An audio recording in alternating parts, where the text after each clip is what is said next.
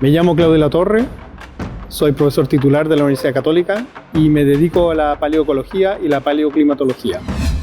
Esto es Patria Científica, no es ciencia ficción, es ciencia real. La actividad científica como tal es un quehacer de la sociedad que es importantísimo.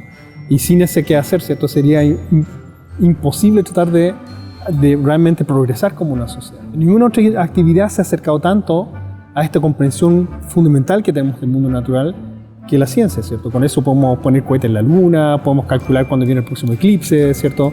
Podemos saber cuándo, ¿cierto? Puede que nos caiga un meteorito. Y yo creo que algunos gobiernos tienen súper claro de que la ciencia es fundamental, ¿cierto? Para seguir avanzando, ¿cierto? Hacia un futuro, por ejemplo, que podría ser más equitativo para las personas que lo habitan, pero no solamente eso, sino que también que estar en mejor relación de balance, ¿cierto? Con la naturaleza que nos rodea, que va a ser algo que no es solamente algo teórico, sino que realmente es algo que va a poner en juego nuestra propia sobrevivencia.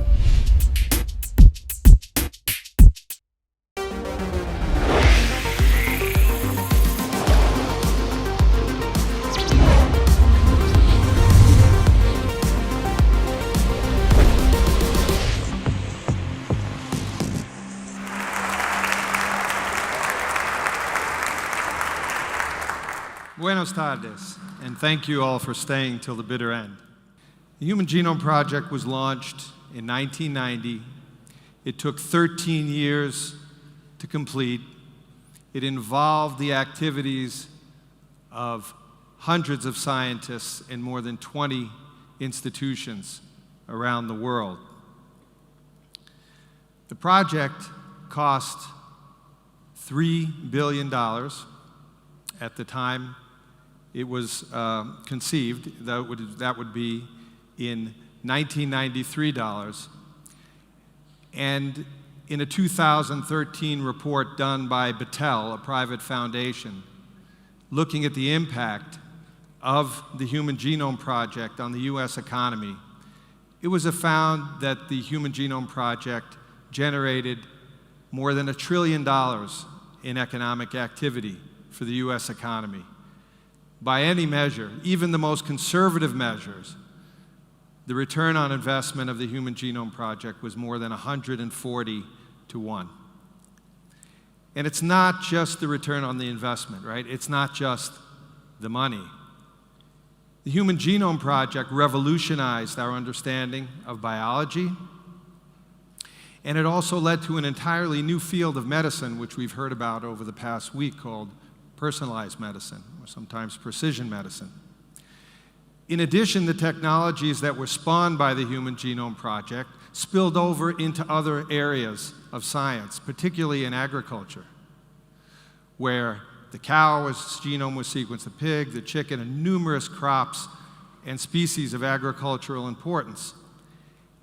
And the results of those projects led to a complete transformation in the breeding industries for plants and for livestock. So much has been learned.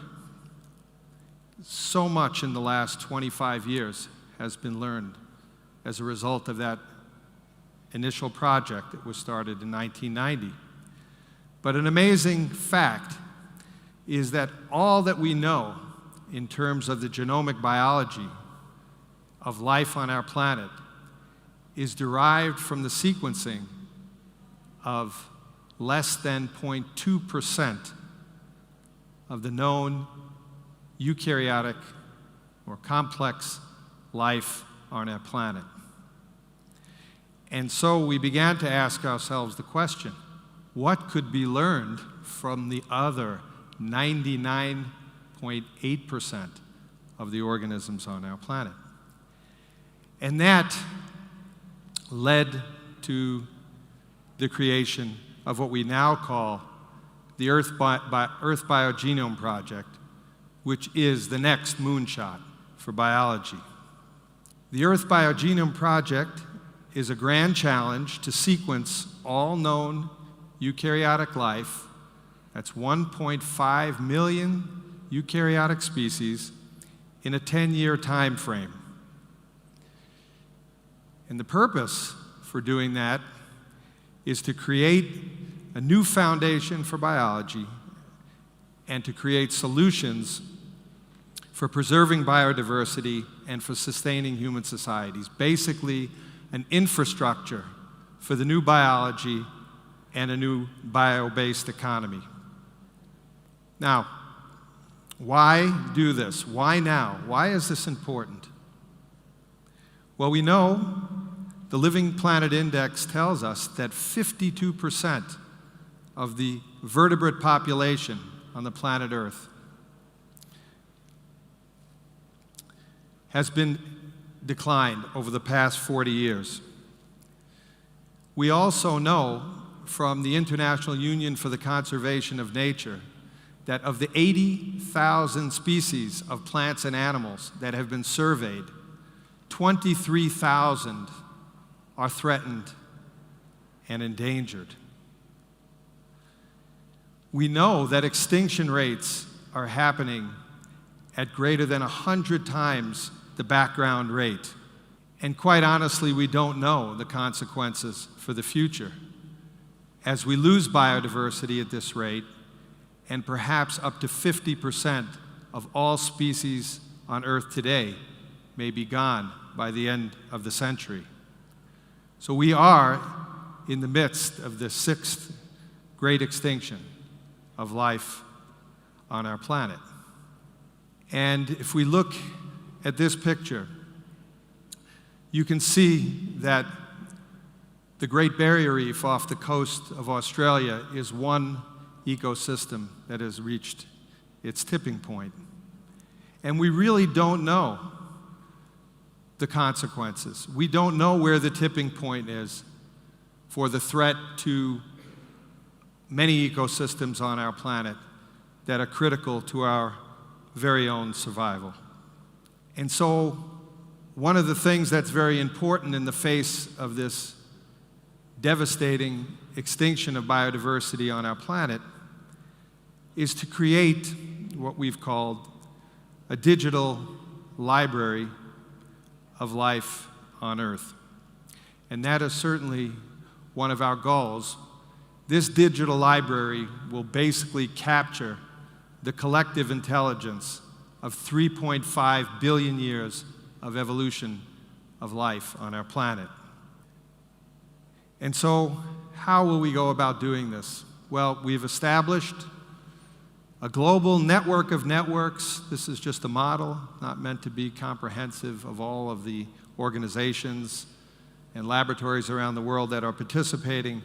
But this is a global network of networks of laboratories that have expertise in high-throughput sequencing, DNA assembly, annotation, as well as participating scientific communities that are focused on specific taxa. For example, the Vertebrate Genome Project, which is designed to sequence all 66,000 known vertebrates. There are projects related to insects, there are projects related to fungi, there are projects related to plants. And all of these projects have come together under the umbrella of the Earth Biogenome Project. And all of them, when they committed to the project, they signed a memorandum of understanding that says that everything, all the sequence information that is generated to the project will be made freely and openly available to everyone in the world. Not only that, you commit by signing the memorandum of compliance with the Convention on Biological Diversity and the Nagoya Protocol on Access and Benefit Sharing, which basically says if there's any economic benefit that derives from a particular organism, your country and even possibly local indigenous populations will also get to share in that benefit. So today, as we stand, we have 24 institutions around the world in 10 countries that have made this commitment. And we are currently all working together on implementing the plan for the project. So, sorry for this slide, but it's a little technical, but it does make the point of how we're going to go about doing this. There are two strategies that we're going to implement. One, which we call the phylogenetic wave, or the phylogenomic wave. As we work down through the classic Linnaean taxonomy that describes life on the planet, we start at the highest level. There are 3 domains in the Wozian tree of life: the eubacteria, the archaea, and the eukarya. And there are representatives already for those 3 known life domains.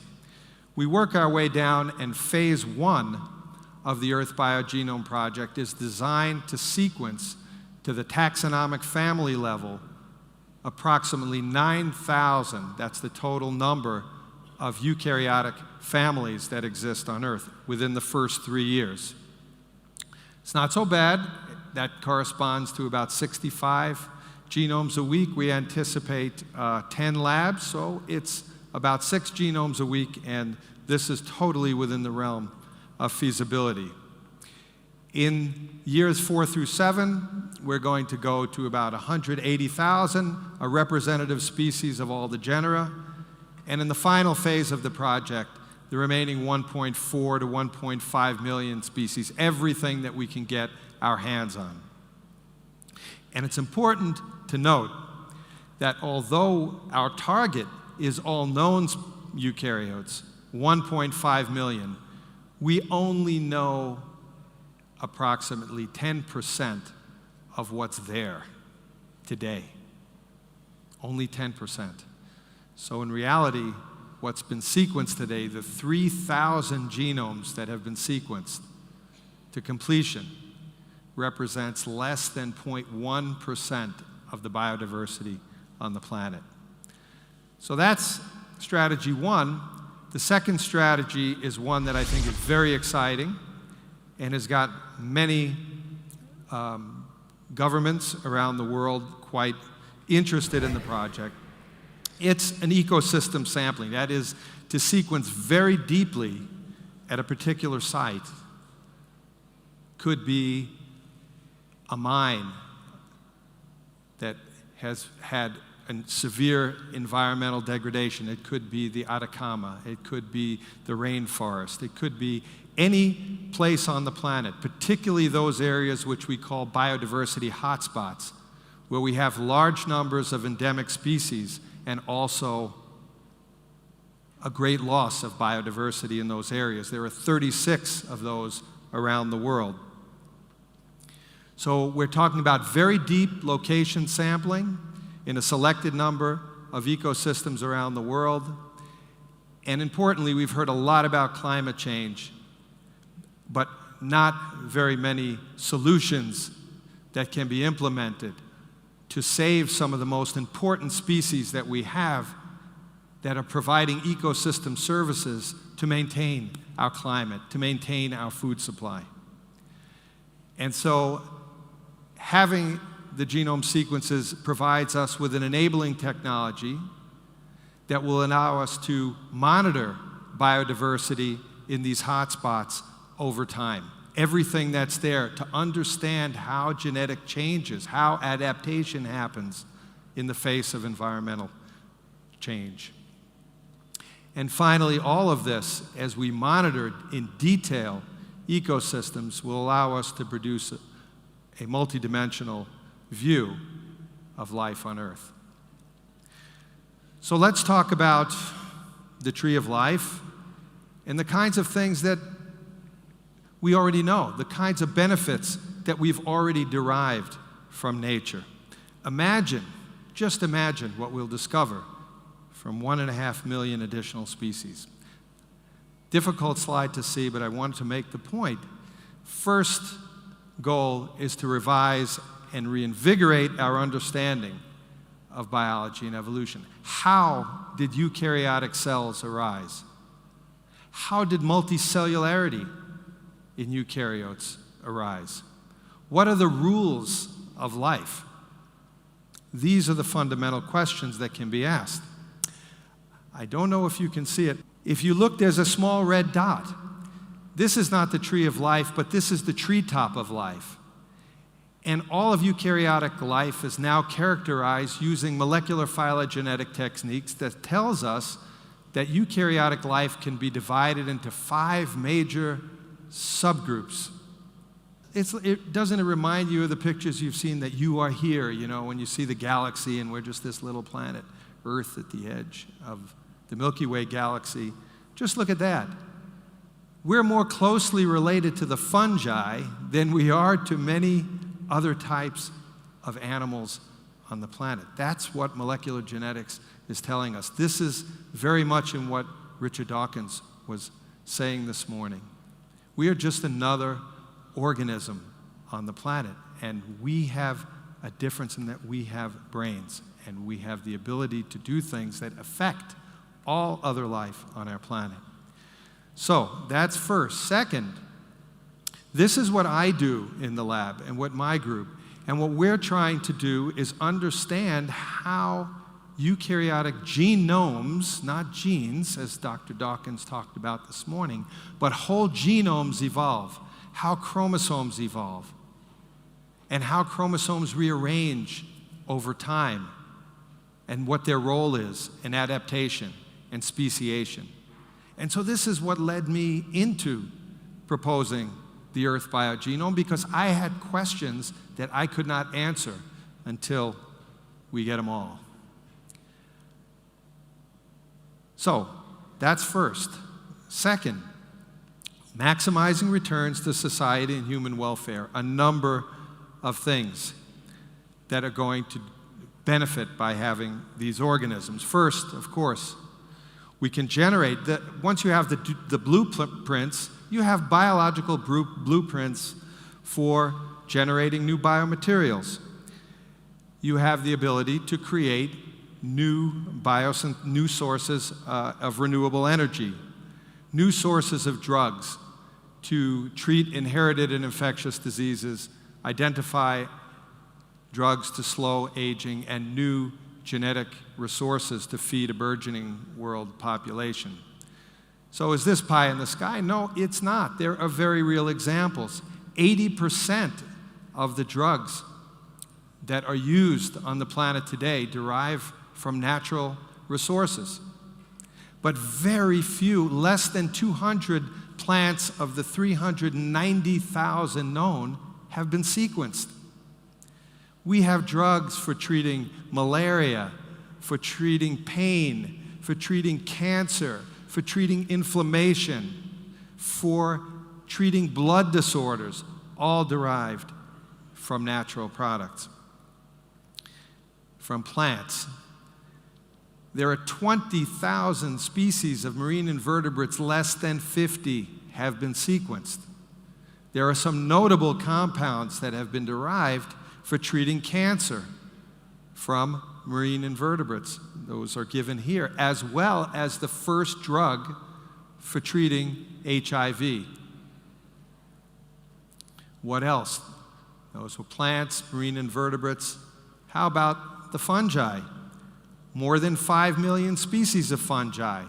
The statins that many of you, I'm sure, in this room are using to control your blood cholesterol levels were first identified in a mold that grew on an orange.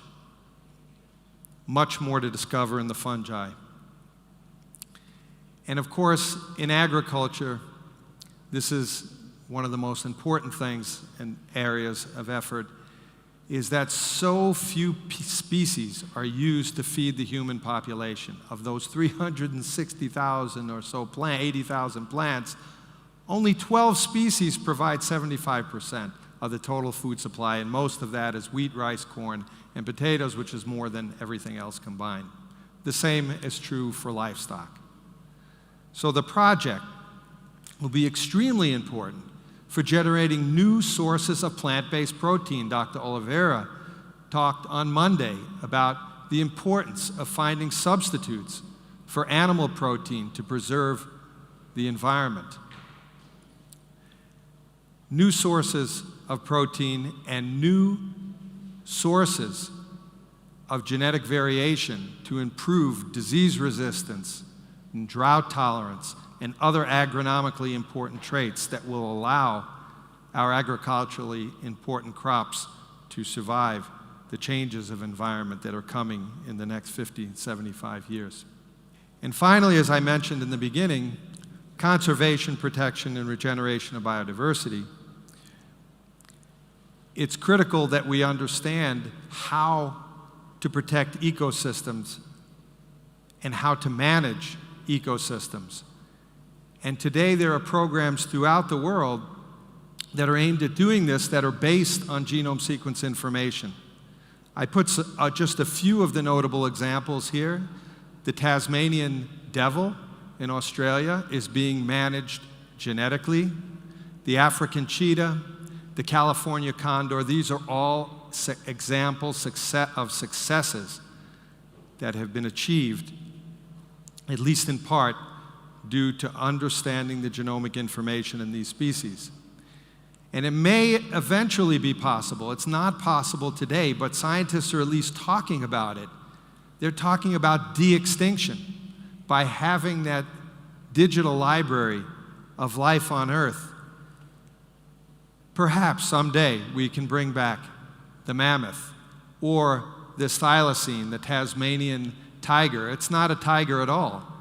What it is a large carnivorous marsupial, okay? The last one died in a zoo in Tasmania in 1936, but in the Australia Museum there are lots of samples of this species in the drawers. Maybe de-extinction will be possible with this kind of information in the future. And so, where are we with the project?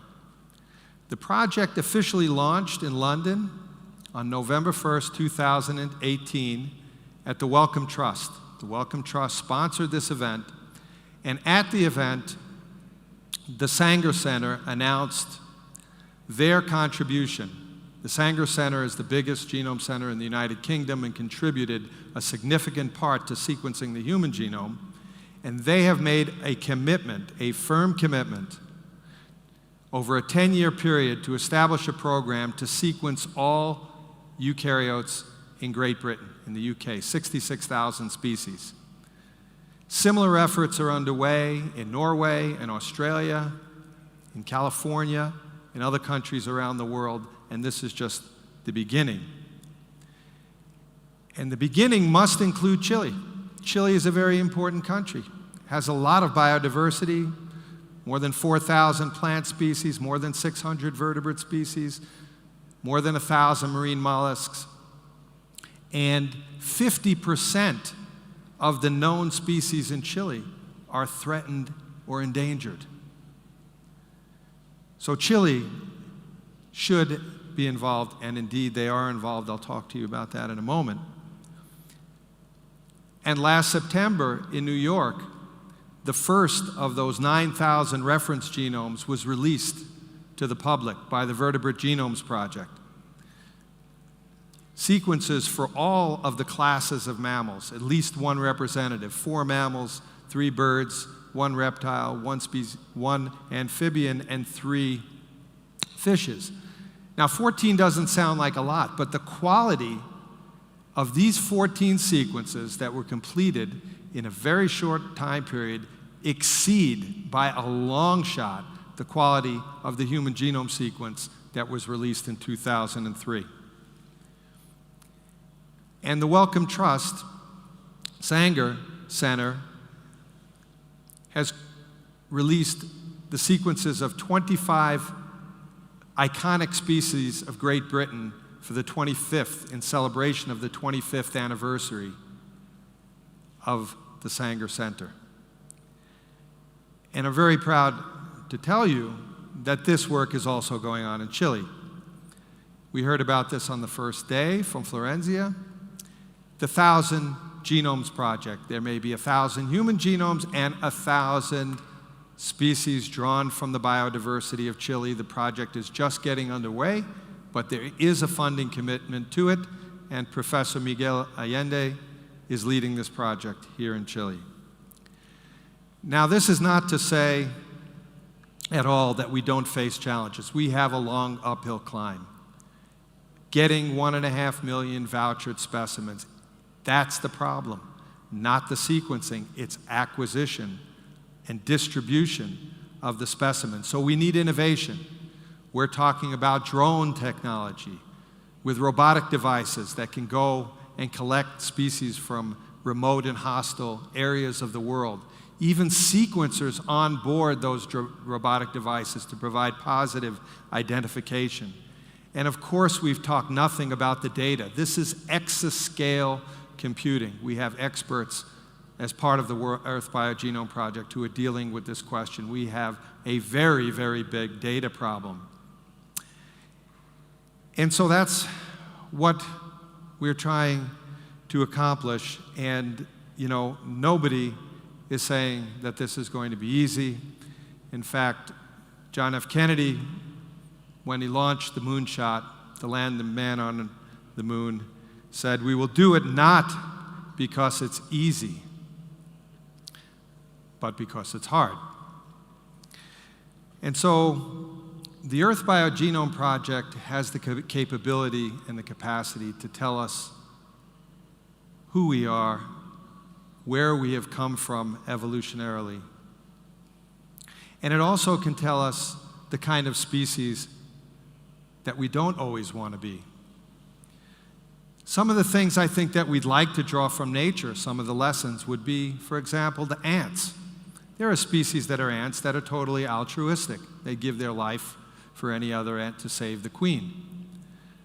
Elephants can live without cancer their entire lives, almost a zero incidence of cancer. And there are species of turtles that can live for 250 years. But in the end, I think, given a choice, none of you would want to be ants or turtles, maybe not even elephants. I think our best choice is to be human and to use our brains to understand the living world and to make the world a better place for future generations. And so, for the future, we want to change and not think about going forth and conquering, which is the way we did things in the past, but to go forth and sequence. That's the job we have before us. Thank you very much.